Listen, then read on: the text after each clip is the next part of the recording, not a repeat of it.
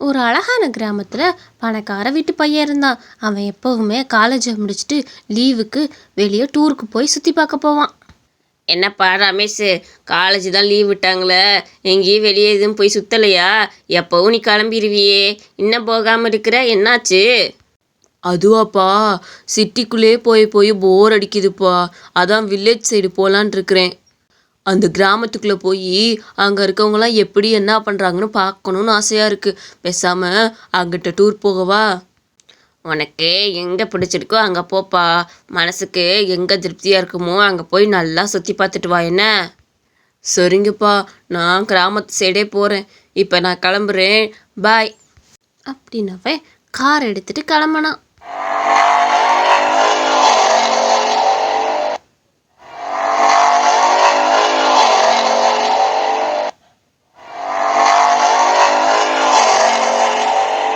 போய் பார்க்குறப்ப அந்த கிராமத்தில் இருக்க மக்கள்லாம் மரத்தில் சாமி கும்பிட்டுட்டு இருந்தாங்க. அதை பார்த்துட்டு அவனுக்கு ஒன்றுமே புரியலை. என்ன, இந்த கிராமத்து மக்கள் எல்லாருமே லூஸா மரத்தில் போய் சாமி கும்பிட்டுட்டு இருக்காங்க? ஐயா பெரியவரே, உங்களுக்கெல்லாம் பைத்தியம் பிடிச்சிருச்சா என்ன? மரத்தை போய் வச்சு சாமி கும்பிட்டுட்டு இருக்கிறீங்க. இந்த மூட நம்பிக்கைலாம் உங்களுக்கு ஒழியவே ஒழியாதா? இதெல்லாம் இன்னும் நம்பிக்கிட்டு இருக்கிறீங்களா? சொல்லுங்க. தம்பி, உனக்கு பிடிக்கலைன்னா நீ இங்கேருந்து கிளம்பிடு. எங்களோட மூட நம்பிக்கைன்னு சொல்லாத, இதுதான் எங்களோட முழு நம்பிக்கையும் கூட. நீ டவுன் சைடே வளர்ந்தனால உனக்கு இதெல்லாம் தெரியாது. இந்த ஆத்தாவோட அருள் எப்படிப்பட்டதுன்னு உனக்கு தெரியாது. உனக்கு நம்பிக்கை இல்லைன்னா இந்த இடத்த விட்டு கிளம்புப்பா. எங்களோட நம்பிக்கையெல்லாம் கெடுக்காத. நாங்கள் என்றைக்கும் இதில் ஏமாறவே மாட்டோம். ஐயா, இப்போ எதுக்கு கோவப்படுறீங்க?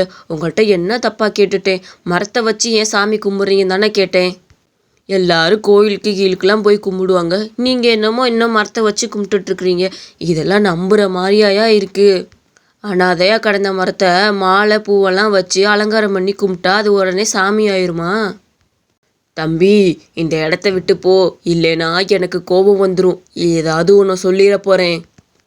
ஆமாம், எங்கள் ஆத்தாவை பற்றி உனக்கு என்ன தெரிய போகுது? இந்த இடத்த விட்டு கிளம்புப்பா. உங்களுக்கெல்லாம் இதெல்லாம் புரியாது. இது வேற ஆளாக இருந்தால் நாங்கள் கல்லை விட்டு எரிஞ்சு அடித்து வெளியே அனுப்பியிருப்போம். நீங்கிறதுனால விடுறோம். தயவு செஞ்சு கிளம்பி போயிரு. நீங்கள் சொல்லலைனாலும் நான் கிளம்ப தான் போகிறேன். இந்த மூட நம்பிக்கையெல்லாம் பார்த்துட்டு இங்கே இருக்க நான் என்ன முட்டாளா? நான் கிளம்புறேன் அப்படின்னு சொல்லிட்டு காரை எடுத்துட்டு கிளம்புனான். கார் எடுத்து கொஞ்சம் தூரம் கூட போயிருக்க மாட்டான். ஒரு பெரிய மரம் அவன் காரில் வந்து விழுந்துருச்சு. ஐயோ, என்ன இவ்வளோ பெரிய மரம்? உடனே காரை விட்டு இறங்கிட்டான். என்னது, இவ்வளோ பெரிய மரம் வந்து காரில் விழுந்துருச்சு? ஒருவேளை நம்ம அந்த சாமியை கொச்சப்படுத்திட்டு வந்தோமே, அதனால தான் சாமி பழி வாங்குதோ? போய் சாமிகிட்ட மன்னிப்பு கேட்டுருவோம். அந்த ஐயா அப்போவே சொன்னார், இந்த சாமியோட அருள் அதிகம்னு. நம்ம தான் கேட்காம தப்பு தப்பாக பேசிட்டு வச்ச அப்படின்னு வேக வேகமாக அங்கே போக ஆரம்பித்தான். ஐயா பெரியவரே, பெரியவரே மன்னிச்சிருங்க. என்னப்பா ஆச்சு? வேகமாக ஓடுன, இப்போ வந்து என்கிட்ட மன்னிப்பு கேட்குற. என்னாச்சுப்பா உனக்கு? எதுவும் உடம்பு கிடம்பு சரியில்லாமல் போயிருச்சா என்ன? அதெல்லாம் இல்லையா, நான் உங்ககிட்ட நம்பிக்கை இல்லைன்னு சொல்லிட்டு போனேன்ல. காரை கொஞ்சம் தூரம் கூட எடுத்துக்க மாட்டேன். ஒரு பெரிய மரம் என் மேலே விழுந்துருச்சு. ஆத்தாவை நான் சொன்னதுனால நீங்கள் சாமி பழி வாங்கிருச்சோன்னு நினச்சேன். அதனால தான் மன்னிப்பு கேட்கலான்னு வந்தேன். தள்ளுங்கய்யா, நான் சாமிகிட்ட மன்னிப்பு கேட்டு போயிடுறேன். இனிமேல் இந்த தப்பை பண்ண மாட்டேன். தெரியாமல் பண்ணிட்டேன். எனக்கு இதிலெல்லாம் நம்பிக்கை இல்லைன்னு சொன்னனால சாமி கோச்சிக்குச்சு. கொஞ்சம் பொறுமையாக இருப்பா, சாமியெல்லாம் கோச்சிருக்காது. இது சாதாரண இயற்கையோட விளைவு தான். ஆனால் ஒன்று மட்டும் உங்ககிட்ட சொல்கிறேன், என்றைக்குமே மற்றவங்களோட நம்பிக்கை கெடுக்கணும்னு நினைக்காத. கடவுள்னு ஒருத்தர் இருக்காரு. பூவில் கூட கடவுள் இருப்பார். இப்போ ஒரு விபத்து நடக்க போச்சுல்ல, அந்த விபத்துலேருந்து காப்பாற்றினதும் இந்த தெய்வம்தான். அதை தான் சொல்கிறேன், தூண்லேயும் கடவுள் இருக்கும், துரும்புலையும் கடவுள் இருக்கும். என்றைக்குமே கடவுளை நம்பு, அப்போ தான் உன்னோட வாழ்க்கை நல்லா இருக்கும். புரியுதா?